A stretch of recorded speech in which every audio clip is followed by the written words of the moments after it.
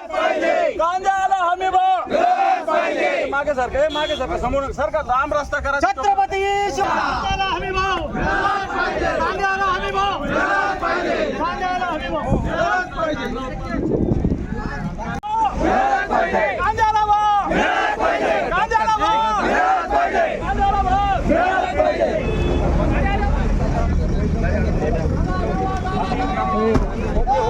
Doctor नीचे करो.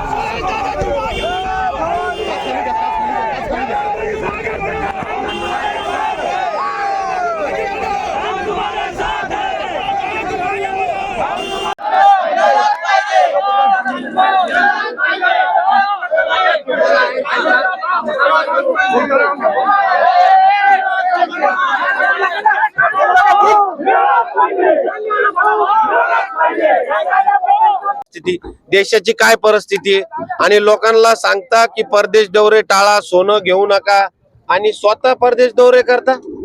काय लावलं काय या जनतेची थट्टा लावली. हिंदू मुस्लिम मध्ये लोकांना गुंतवायचं आणि आपली पोळी शेकायची हे धंदा यांनी चालू केलेला आहे.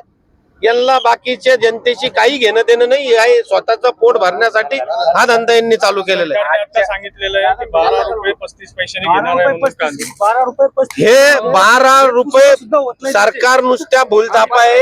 हे भूलथापाला शेतकरी आज काय परिस्थिती शेतकऱ्याची तुम्ही येऊन बघा. शेतकऱ्याच्या बांधावर या एसीत बसू नका. परके चलन जातो. 2014 पासून या माणसांनी 73 दौरे केले, 93 दौरे केले, 73 शिल्ला आणि 815 कोटी रुपये परके चलन केलं. विमान स्वतः करताना 8,000 8,500 कोटी विमान वापरायला यामध्ये परके चलन जात नाही का? परके चलन वाचवतात स्वतः खुद माणसानं स्वतः आचरण केलं पाहिजे. प्रभू रामचंद्राचं आचरण करतात. आचरण महत्वाचं आहे, नाव घेणं महत्वाचं नाही. प्रभू रामचंद्राच्या नावाखाली, धर्माच्या नावाखाली, हिंदू मुस्लिम नावाच्या खाली देशाचं वाटोळ केलं माणसाने. एवढं बोलून मी माझ्या संपवतो.